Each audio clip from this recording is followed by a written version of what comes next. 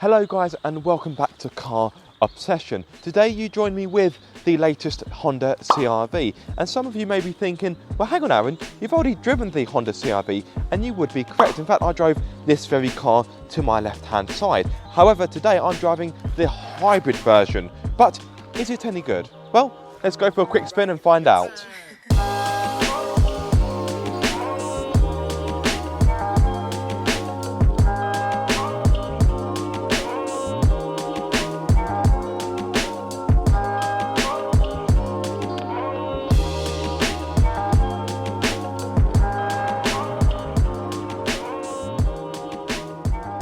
Now I must stress, this is a first drive video. This is not going to be a full comprehensive review. These are merely my first thoughts because I haven't got this car for a long period of time. So yes, these are very much my first impressions of the car. Since filming this video, I have secured a week loan for the CR-V Hybrid for the middle of April. So if you want to see a more thorough review, please revisit the channel around late April, early May time. Anyway, let's get back to this video. One of the first things to strike you about this car is, well, it's very quiet and it's very comfortable.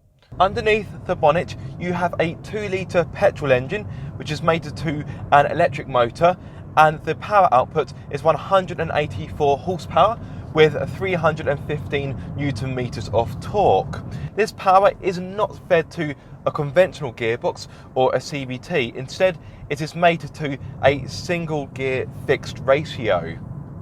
You've also got what Honda calls the Intelligent Multi-Mode Drive, or IMMD for short. What it basically means is you get 3 different driving modes which change automatically depending on what type of driving you're doing. So you can drive in electric mode only, but the range is only 2 kilometers, which in miles is about 1.2 miles, so not very far at all.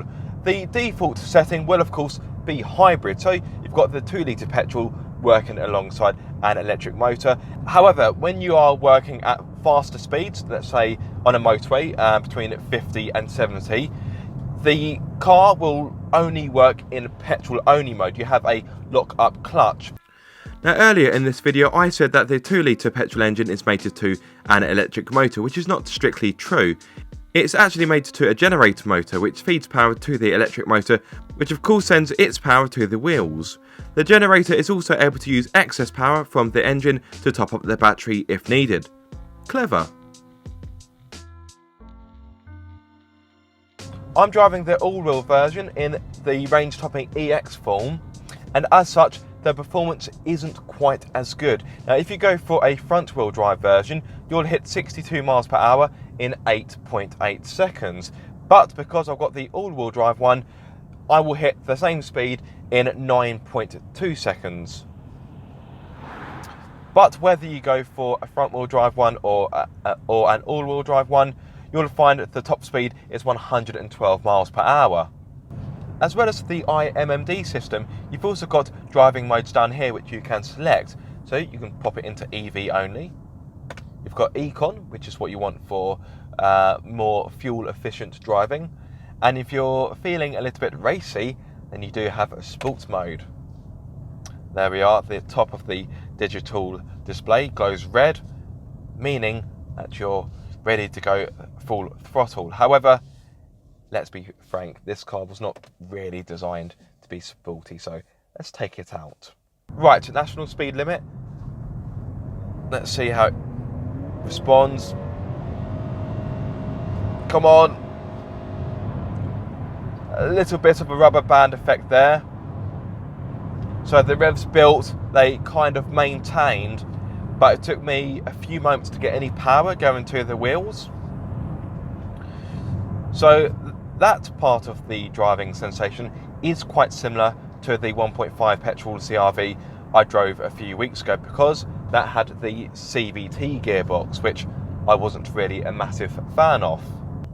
However, when you treat the throttle sensibly and modulate it progressively, you will find that the engine and the motor are able to keep up with your inputs.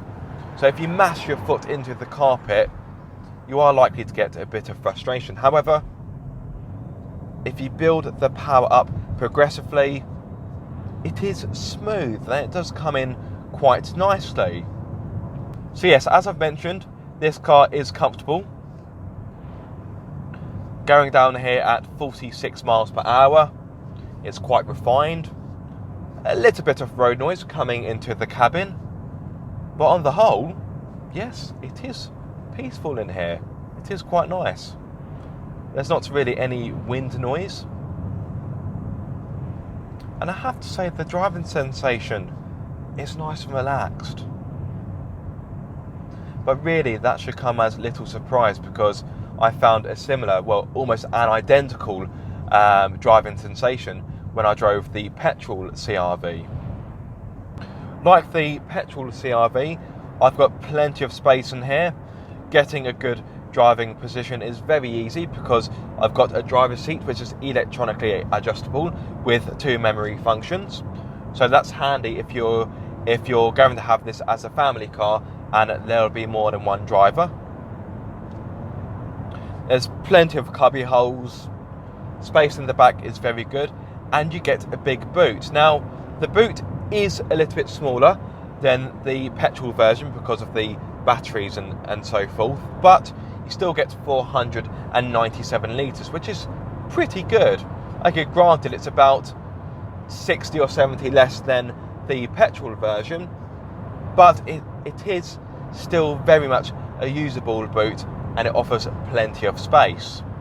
These leather seats that come as standard are very comfortable to sit in, and yes, the CR-V hybrid does ride pretty well. It definitely feels more settled than the Kia Sportage I've been testing this week, and it soaks up the bumps really nicely. Now, in regards to handling, it's very much like the petrol CR-V, therefore it isn't fantastic. Now, granted, I imagine a lot of buyers will not be looking at this car for its handling credentials, which is just as well, because if you want a fine handling SUV, you will want to look elsewhere. This car is heavy to begin with, even if you don't have the hybrid system, but because I have got the hybrid system, the car I'm sat in right now is around 1700 kilos, so it isn't exactly a featherweight. I'm sure what you really want to know is how frugal it is.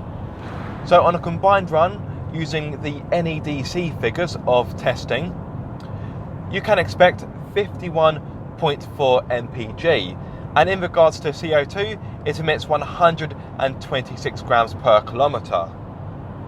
However, if you go for the front-wheel drive version, you'll get 120 grams per kilometre, and in regards to mpg, on a combined run, you'll get 53.3. So those are the running costs. How much is the car to buy? Prices start from £29,105, but as mentioned, I've got the range-topping EX, which starts from £37,255. This trim level is able to boast features such as 18-inch alloys, LED headlights and rear lights, 7-inch Honda Connect infotainment system with Garmin navigation and smartphone connectivity, front and rear parking sensors, reversing camera, heated front and outer rear seats, leather seats, dual zone climate control, head-up display, electric tailgate, panoramic roof, and more safety kit than you can shake a stick at.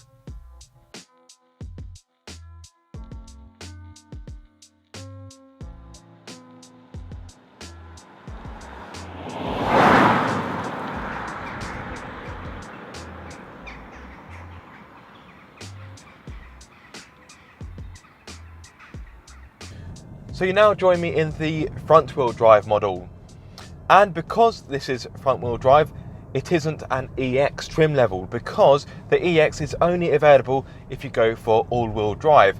Therefore I've got the SR trim level, which sits just below EX. You still get a lot as standard, so you still get heated seats, you still get the 7-inch touchscreen with navigation and smartphone connectivity, you get the leather seats, front and rear parking sensors, reversing camera. So yes, you still get a lot for your money. However, you don't get the panoramic roof, which I'm sure you can see. Well, you can't see the panoramic roof, I should say, because I haven't got it. I haven't got the automatic tailgate.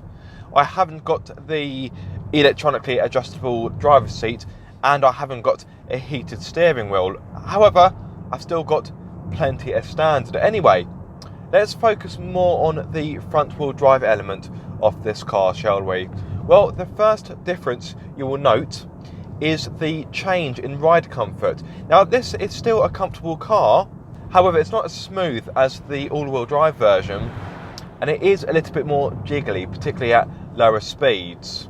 Down here, I'm doing 50 on a 60 mile per hour road, and the ride is fine. I've got no real complaints, but it doesn't soak up the bumps quite as nicely as the all-wheel drive version. And yes, I can feel myself moving about more in my seat.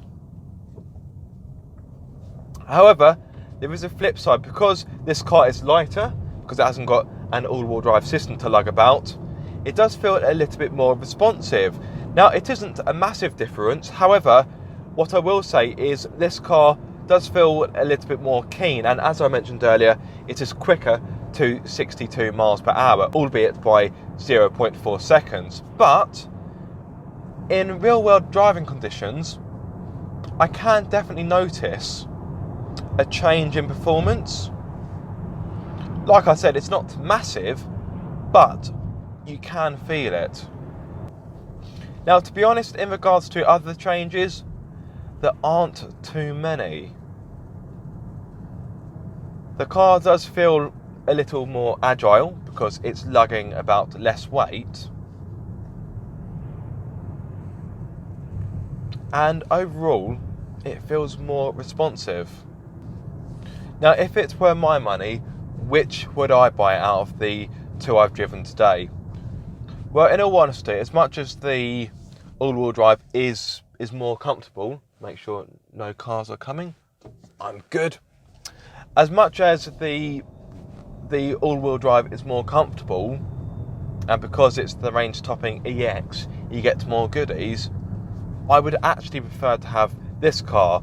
Yes, it's not quite as comfortable, but it feels a little better to drive, and it's cheaper because it's the SR trim level. Just how much cheaper is it? The SR starts from £33,445 if you go for the front wheel drive model, and £34,545 if you go for the all wheel drive model. So to sum up, the hybrid is a good alternative for those who want to buy a CR-V but want to have more economy than the 1.5 litre petrol, which, to be honest, isn't that frugal. However, if you're after an SUV which will drastically cut down your fuel bills and emit less emissions, then even the CR-V hybrid might not be the car for you, because it is better, but it still isn't the greenest car about. Thank you so much for watching this video. I hope you have enjoyed it. If so, give it a massive thumbs up.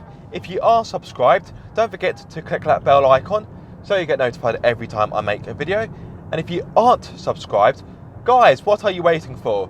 Be sure to subscribe for more car obsession.